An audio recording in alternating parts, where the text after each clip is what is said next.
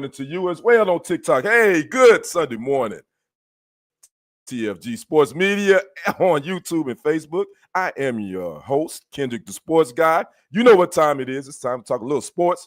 You're going to get the best 30 to 40 minutes of some of the best sports reactions and sports topics on YouTube and Facebook. I hope everyone is having a great weekend. It is beautiful here in Texas, but you know what? It's probably going to change soon because this weather is just like women. You never know which one you're going to get.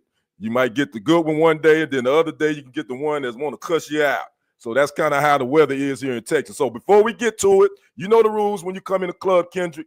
You got to make sure you like, make sure you share this live stream, make sure you comment, let me know where you're watching from, and please don't be in the bushes. I know a lot of y'all be out there, y'all be watching and y'all don't say nothing. Get out them damn bushes and comment so we can rap, all right? All right? We can do that. Make sure you do that. I got my people over here in TikTok in the chat is going strong. What's up, Zay? How you doing? Good Sunday morning to you. 80 Dorsey. Good Sunday morning to you, good brother. Thanks for popping in. Make sure you tap that screen, share this live. Now, without further ado, I'm going to bring in, I got a special guest this morning, guys. You probably, if you watch TFG, if you watch the network, you've seen you've seen this fella. He goes by the name of Mr. Lee Black. My good brother Lee, how you doing this Sunday morning? Happy Sunday morning, my brother. Good to see my brother from another. Glad to be here. Already. Yeah, I'm glad that you are joining me. We're going to talk about something that my good brother Lee Black is a new author, by the way. But we're not going to get to that just yet. We're going to talk a little sports because my good brother Lee Black, who is a New Yorker, by the way, and I think he's a Yankees fan, I believe. I think, yeah, there you got his New York. There you go. Enough said. He's a Yankee fan, I'm sure. But we're gonna talk a little sports, and we're gonna talk a little basketball. Let's go ahead and start off with probably the biggest trade, I think, in my lifetime. Black, you may agree with you. This is one of those trades that nobody saw coming. Let's talk about the Luka Doncic being traded from the Mavs to the Lakers. They finally met after the trade for the first time on this past Tuesday. Them a triple-double, by the way. He gave him, what, 19, 15. And, closure is going to take a while after this trade. He said, I'm glad this game is over. He did on Tuesday night. But he said he's still dealing with a lot of emotions, but he's going to go by little every day to get over this. Lee, what you think about this trade, first of all, and Luka? What's your thoughts on this? You know, man, I watched bits and pieces of this, and of course I've seen the highlights. LA is a scary team right now because I get the little bit of nervousness because, again, it definitely was the biggest trade that I can remember. I can't think of a trade as big as this, and since I've been watching the NBA. And I believe that he's only going to get better. Folks, this dude is 25 years old. Right.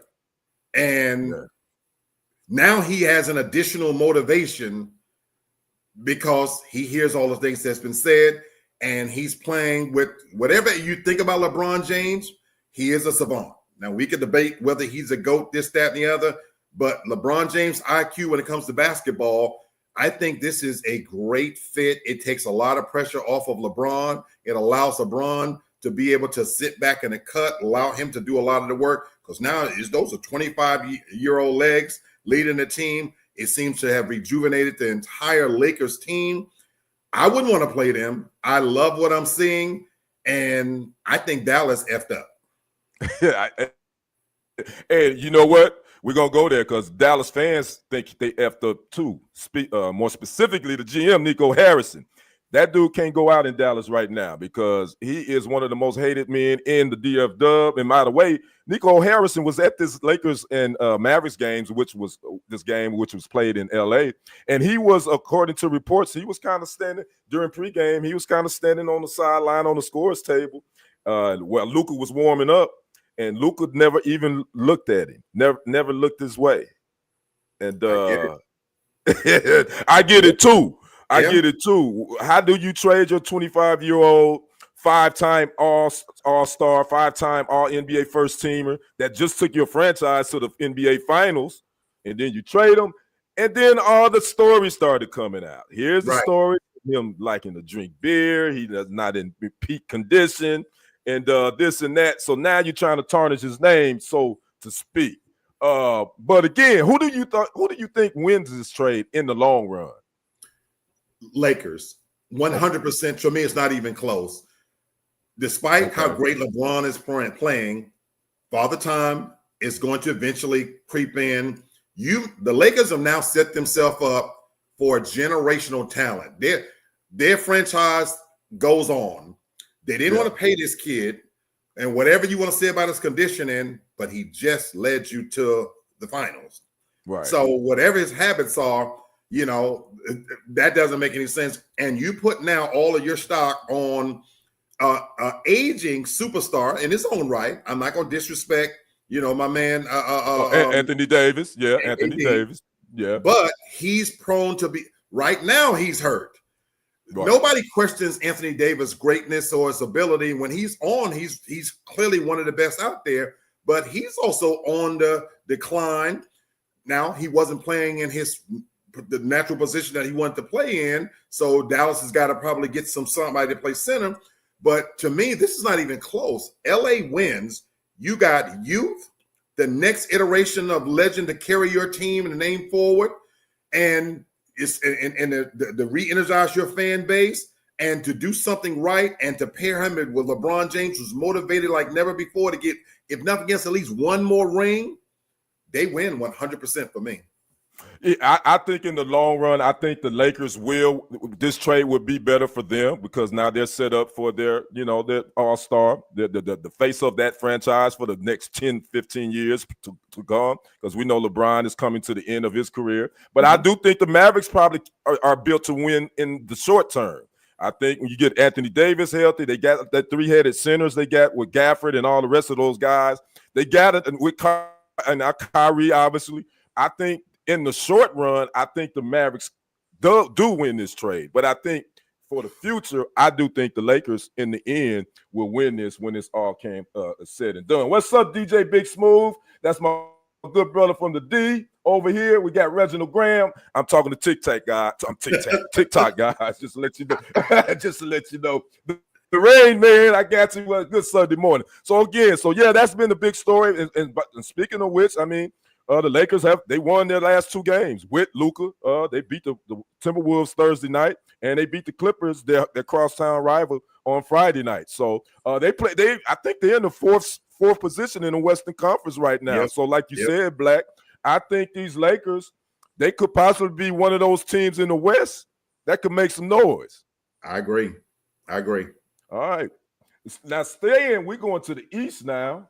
What's going on, Miss Alexis? Beat the Clippers without Norm. Yep, they did. Top scoring Norm. And I see you, Miss Alexis. Thanks for popping in. We got Jihad Barakas. Just follow me. I appreciate that. Thanks for that follow. Let's move on to the Eastern Conference, where another team, a city is still celebrating a Super Bowl win, but the NBA team, these damn 76ers. Yeah, go Pack, go. These 76ers, Lee, God dang it, man. Joel Embiid, if you didn't know, 76ers All-Star center, former league MVP. Joel Embiid has been shut down again for the season due to that left knee. He tore that meniscus last season. He missed 39 games last year. He's missed 19 this year thus far. And the organization just said that he's not medically cleared to go anymore, and they shut him down. Embiid, man, I don't know what to think about this center, man. I got to give you this stat, Black, then I want to get your thoughts. Out of 800 and I think 46 games that he's possibly could have played in his career, he's been in the league since 2014. He has missed 400 games.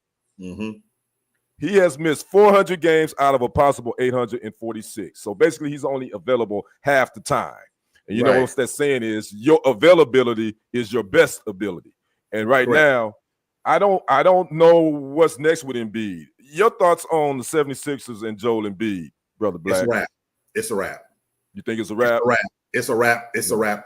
Once again, I don't question his talent. Not in any way. Him and Kawhi Leonard, in my opinion, are the two talents that will never live up to their full potential. Now, Kawhi has championships under his belt. Yeah, that one with Toronto. So whatever else you want to think about him. You just talked about the 50% of the games that he's missed. It's sad because his talent has been wasted. And the time he's been with Philly and the project or whatever they call it there, it's over. It's over with. And he's also aging. The damage that continues he have done to his body and his knees. He's getting older, not younger.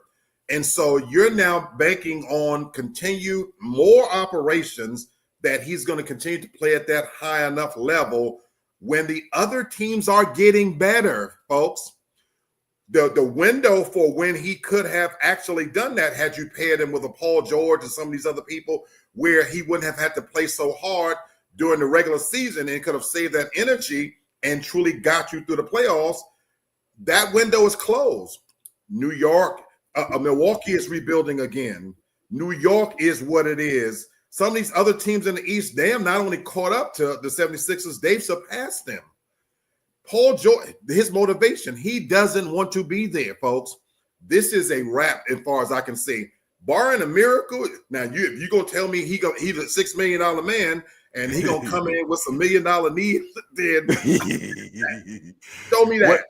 Well, I will tell you this, Brother Black. Unfortunately, they have financially committed to him. He just signed a 3-year, $192.9 million extension prior to this season. And so that's going to keep him there for, and that money is fully guaranteed. So they're going to take a cap hit. Him untradeable. Yeah, he's untradeable. Yeah, right. Because what other team would pick that contract up? Nope, nobody. Nobody at this point. Nobody. And just speaking on, he had, when he was at Kansas, I remember he had a foot issue one year. And I was like, okay, I didn't think that was a big of a deal. Well, then his rookie season, he lost his rookie season. He had a foot injury. Yep. I mean, then there's been every other year he's missed games in the regular season. Every year. So again, some guys are just injury prone. So a commenter asked me about that. I was like, I just think some guys just, they get nicked up. Paul George, speaking of which, is another one. With the Philly, who now, they brought him in to pair with Embiid and Tyrese Maxey, and I think they've only played a handful of games together. But now they got all their money tied up with guys that can't stay on the court. No. So I don't know what to say about Philly. Jonathan on TikTok says, you think we can get DK? Who is DK? Is you talking about DK Metcalf? He may be talking about football. Jonathan says, you talking about Jair Jair Alexander's being injury prone, but no, we're talking about Joel Embiid for the Philadelphia 76ers. Jonathan over here is a Green Bay Packers fan, Brother Black. So he's talking about Jair, which I think he might. Okay. Yeah, DK Metcalf is. They say he might be on the trading block, but we'll see. The league season opens for the NFL on March the 12th, and that's actually a good transition. Black, we're going to transition to the NFL. Okay. Something happened yesterday.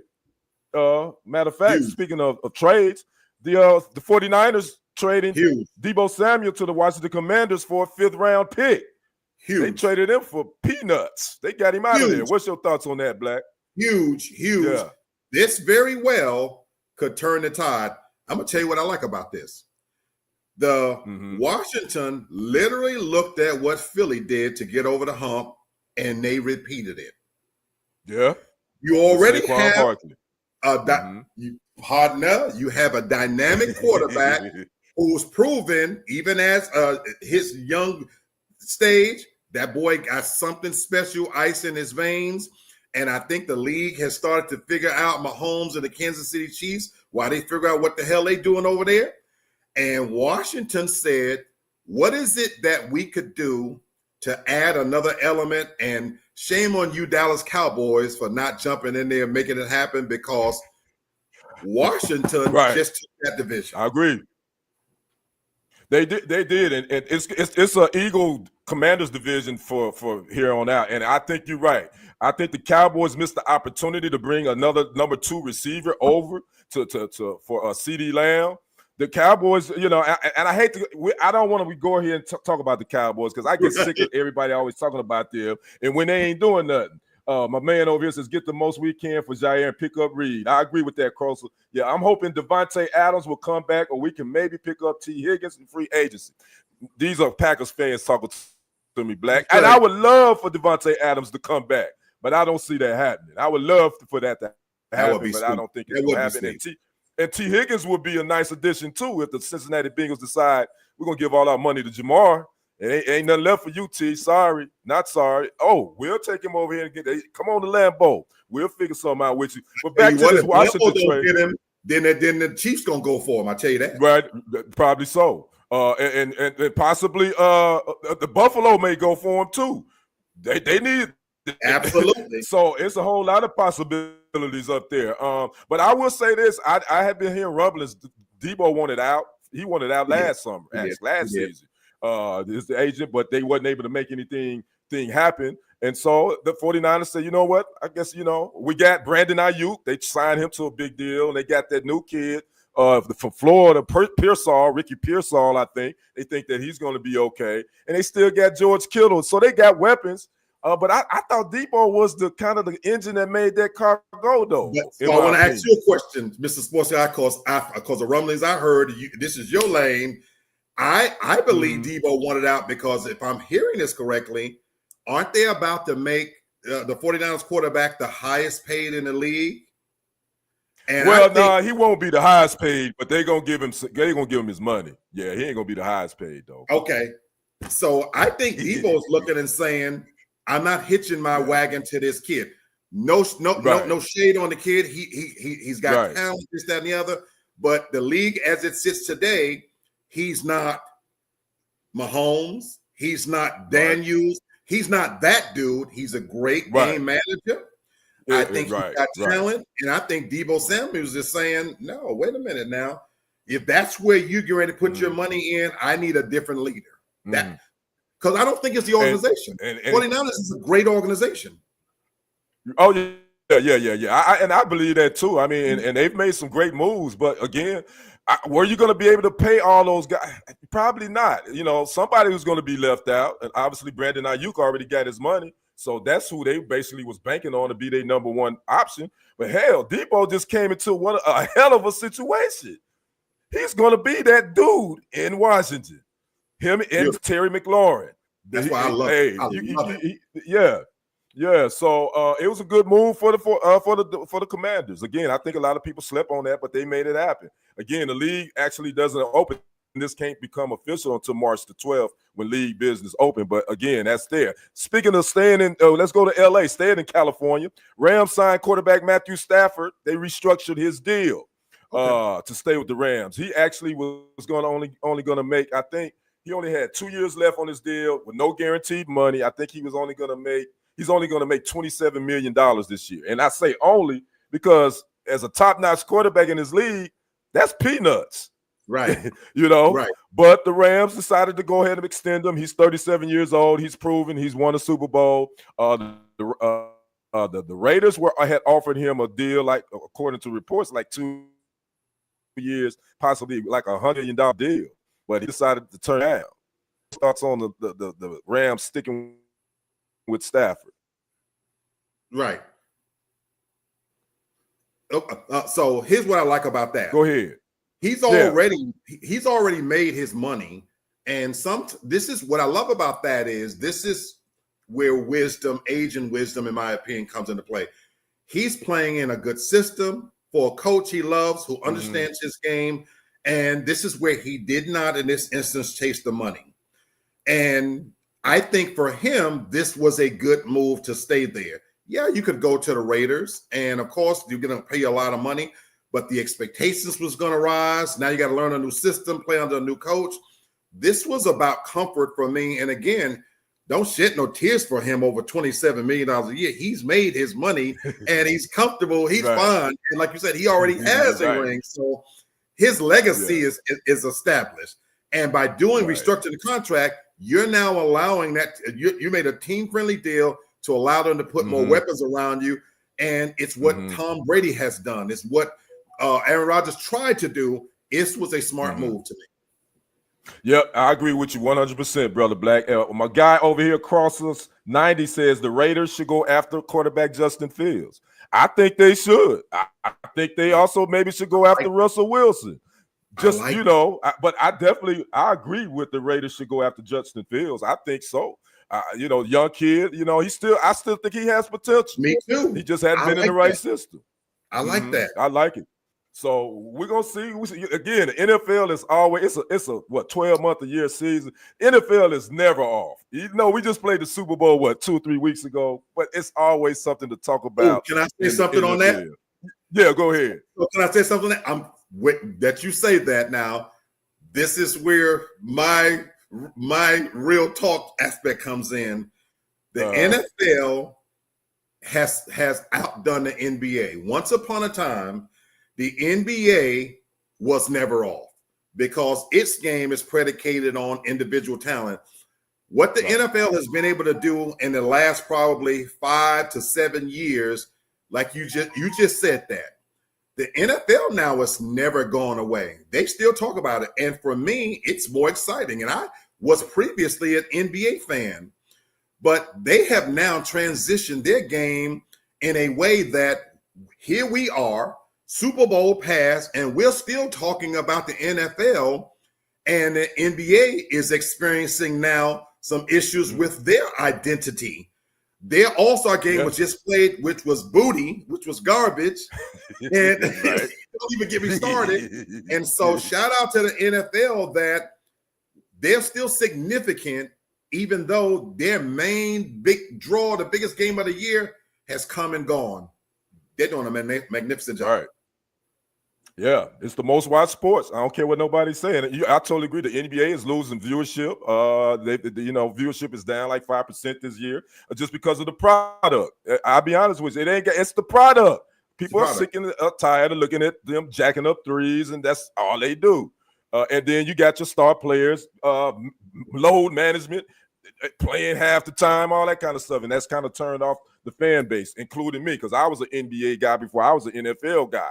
But I didn't flip. I'm more NFL than I am in NBA now.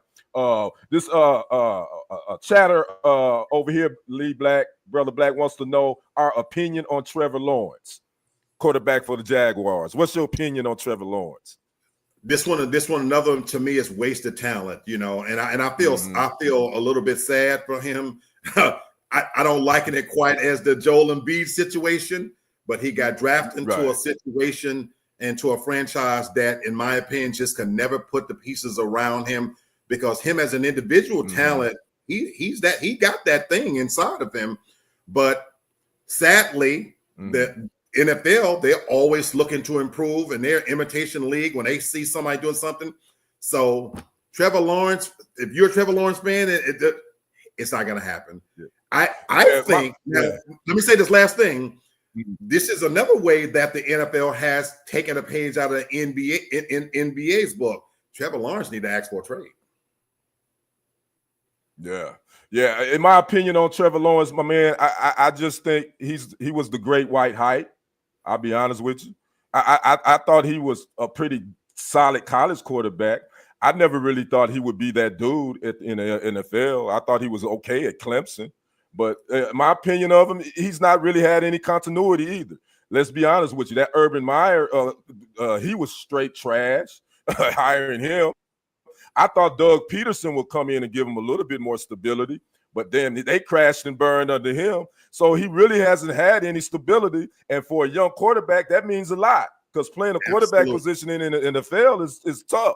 It's one of the toughest positions to transition from the college. So when you have different offensive coordinators off every damn year, you don't have a run game to kind of help you a little bit. Most NFL rookie quarterbacks going to struggle. I don't care how great they are. So my opinion on Trevor Lawrence, I think he'll be a good quarterback, but I don't think he's going to be that dude.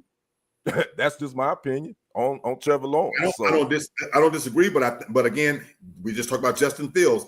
Put them in the right situation, though, and give them some continuity. I think they take off and flourish. Let me ask this question. They do just as good as Brock Purdy. Yeah, They're just as talented as Purdy.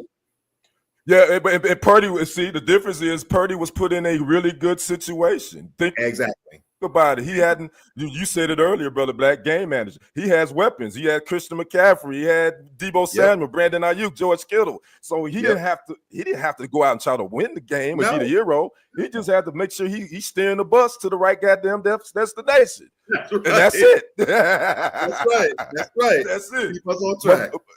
My good brother Stephen A says, very true, brother. The NFL is non-stop conversation. Plus, sports betting has come into play. That's definitely a good point, brother. Jack. That sports betting definitely has changed the game in all of sports. So I definitely agree with you on that. What's up, Robert? Good morning to you, good brother. Thanks for popping in. All right, we're done with our sports segment. We're going to get down to the nitty-gritty. I'm telling my age to you young folks. If you ain't never heard nitty-gritty, that comes from the 70s. We get ready to get down to the nitty-gritty with my good brother Lee Black, who is the new author of his book that's titled Real Talk, Whole Wisdom 101. Now, there he is. If you're watching us on Facebook and YouTube, he's holding it up. It is, again, it's titled Real Talk, Whole Wisdom 101, his first book. I said first. I'm sounding like Mike Tyson. Brother Black, you got to give us the background on what motivated you. First of all, what motivated you to write this book? My love for bitches and hoes.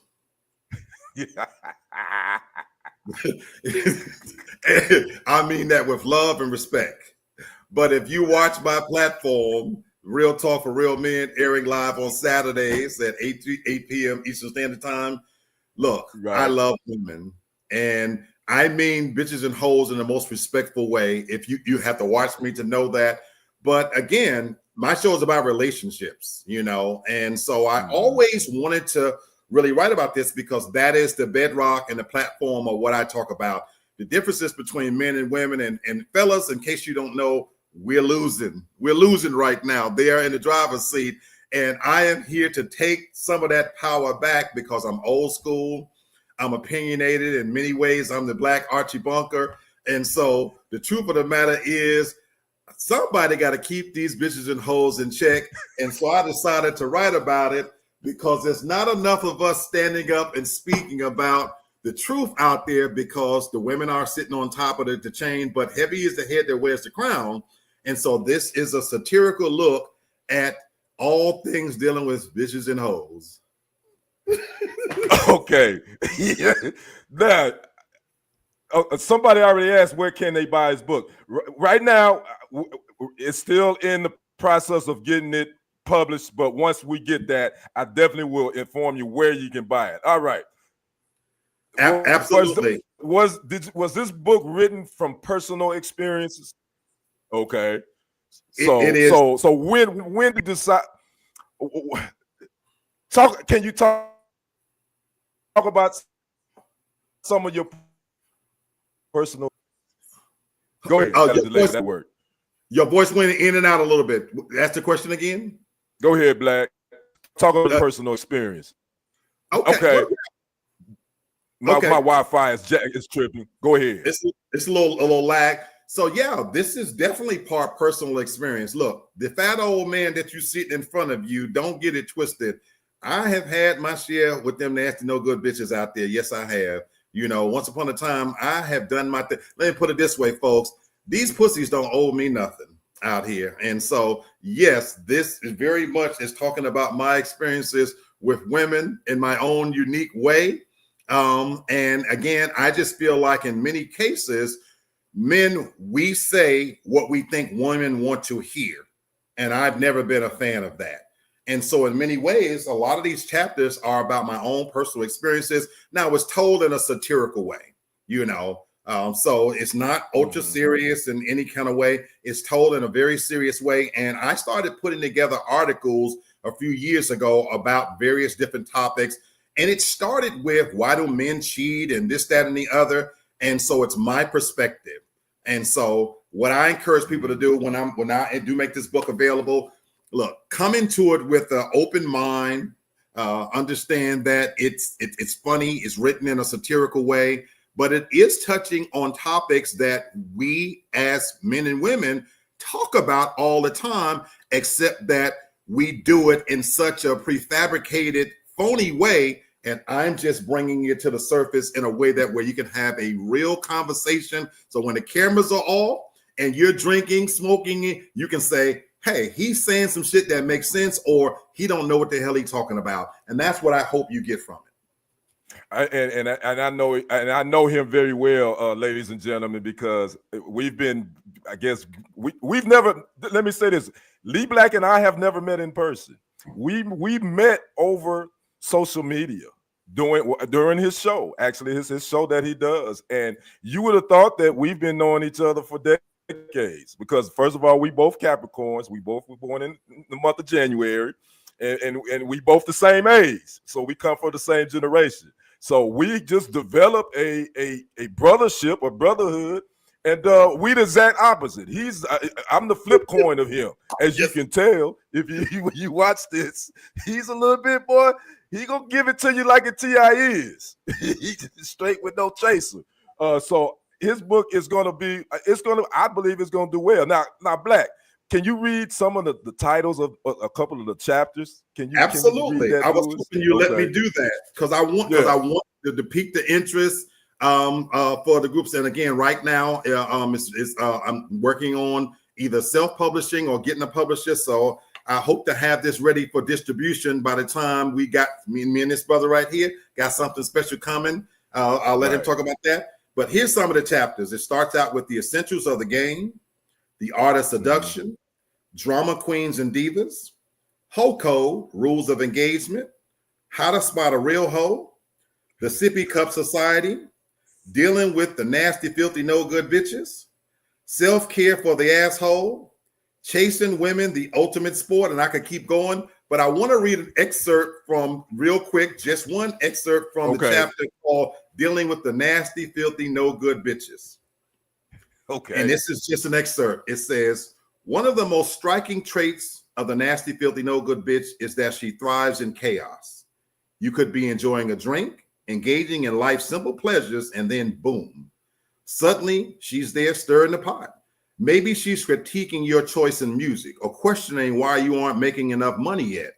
Her instincts are razor sharp, and her goal, to keep you off kilter and guessing. 1 minute you're laughing, and the next you're having a therapy session about how you don't measure up to her expectations. It's like being in a relationship with a mood ring that changes color based on your emotional state. Except this mood ring has claws. I just wanted to give you guys a little excerpt, and it goes much deeper than that.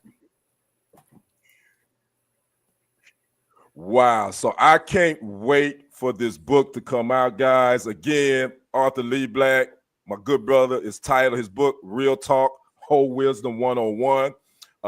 He's working on getting it published and it being distributed. And I'm quite sure it will be available on probably you may make it available on Amazon or something, huh, Brother Black? Absolutely. You know, I don't know what's your thoughts on it. But, that's the plan. That is the plan. So definitely, sure.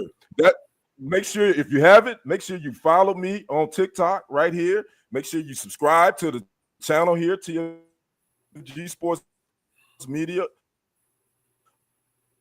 on YouTube, follow us on Facebook. And I don't talk about this before this brother, we getting ready to start another podcast, just me and him. The Mail Room, MALE. The Mail Room will be coming to a YouTube channel, a Facebook channel, and possibly TikTok channel near you, where we're gonna just talk about everything from the male perspective, delivering you first-class opinions from the male perspective. It is going to be called the Mail Room, and it's coming. We're going to start promoting it beginning of April. So y'all keep it locked here. Y'all keep it tuned, because me and my good brother Lee Black, we're going to give it to you straight with no chaser, and we're going to be entertaining. So we've been talking about doing this for a minute, and we got it coming. We working out some things, and it's going to be good. I think you're going to enjoy it, and I think we're going to start the conversation. What'd you say, Brother Black? Absolutely. Men, I invite you to come to this platform for sure. pull up a seat. It's going to get raw. It's going to get real. But right on time, the super fan, grown woman, don't try me. We are nothing without the support of women. So this is just because it's called the mail room. I fully expect women to tune in, because not only will you learn some things, we want to hear what you think as well, but you're going to hear conversation from a perspective like it's not being said on any other platform. I guarantee that. I'm glad you said that, Black, because I definitely want to say to my women, the followers that follow me, that women, I appreciate you from the bottom of my heart, because I have more followers. I get followed by more women than men on all the platforms, and they support me, and I appreciate that. And I want you women make sure, even though it's tight at the mail room, like my good brother Black said, we need y'all to come check us out. We need y'all to come watch. We need y'all to come comment. We need y'all to come subscribe. We need you to come share, because I already know that at the end of the day, most men, we do stuff for who? For women. We do it for women. Yeah, I love sports, but I do it because I want women to watch. Because I know men, we can be finicky. We can be sometime when it comes to support. But I know women, if they rocking with you, they're going to rock with you. So, man, y'all, we're excited about this. Again, it's going to be called The Mail Room, MALE. Yeah, so you're gonna really get a good taste of male perspective. So again, Brother Black, before I let you get out of here, man, just give me your final thoughts on anything you want to get off your chest. And then we're gonna let you enjoy the rest of your Sunday. Well, as always, it's a pleasure, my brother, to come on. This truly is, my brother, as he mentioned, we have not physically met, but sometimes God put you in the right place at the right time. And this is not a social media content. This is my brother. I love this man with all of my being. He is definitely the flip side of me, and I value his friendship, and I'm looking forward to our partnership and to growing this, because we had this idea and it's grown organically as we've come to know each other. And I think we're poised to do something great. And so thank you for having me on your platform. I hope all of you are following, and this is the hardest working man in the business, in my opinion. And so all of you who are following Kendrick, the sports guy, brother, come check us out at the mail room. And if you get an opportunity, pop in and check out Real Talk for Real Men. I'm not everybody's flavor, but definitely it's unique. Check us out. Yeah. Tell them what time they can catch you on your Real Talk for Real Men, Brother Black. I'm on every live on Saturday at 8 p.m. Eastern Standard Time. And my format is based on relationships. So one weekend, I have something serious. I talk about topics. Last week's show, for example, was talking about the dating recession. And then last night, we did a show where we was playing the blues. And we do our unique spin on anything that we do. When you have to come to know the Real Talk family, we go down rabbit holes and every single time. And it is what it is. You would do it. So make sure, if you're watching, everybody that's watching, if you haven't, go to his channel, Real Talk for Real Men on YouTube. Go subscribe. Go check out some of the past shows. Believe you will be thoroughly entertained. All right, Brother Black, love you, man. We'll see you tomorrow night. Yes, sir. We'll be on TFG tonight, by the way, Brent Haynes Show. If you want to catch us there, you can catch us there on Monday nights at 8 p.m. Eastern Standard Time as well. TFG tonight on YouTube and on Facebook. All right, Brother Black, I'm going to let you get out of here, my man. Love you, bro. Love you, partner. Peace out. Everybody have a great Sunday. Peace out. Again, that was my good brother, Lee Black, the new author of, what's the name of that book? Because I got to write that down. It is called Real Talk, Whole Wisdom 101. It is coming to a place near you. So again, I want to thank everybody that popped in and watched me. CC, appreciate the love on YouTube. You know, you support us through everything. We appreciate you. My good brother, Stephen A. Jackson, thanks for popping in and watching on Facebook. To all those that check me out on TikTok, I want to thank you. Robert, I want to say popped in. He's a loyal viewer that watches me over here. I see KL just joined, but we about to get out of here. But again, so you can catch me here every Sunday morning. I normally come on at 10:30, but I'm going to start coming on at 11. But you can catch me here every Sunday morning at 11 a.m. Central Standard Time. I hope my good brother Black will be back, because I want to have him back.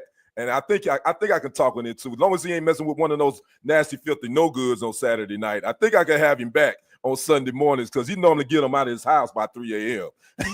so I think we should be okay. I definitely want to have it back. I see him laughing. I got him in the background. He's laughing at me. But I had to get him. I had to get him with that one. But good brother Stephen has said, very cool, brother Black.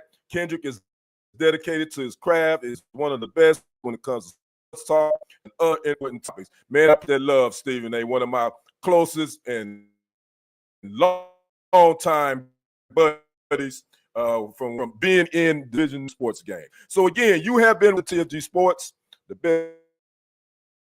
best 30 minutes sports talk show on social media. I am your guy, Kendrick the Sports Guy. You can catch me Sunday at 11 another special next Sunday. This brother is actually the author, my good brother, my younger brother, my blood brother, DL Reed.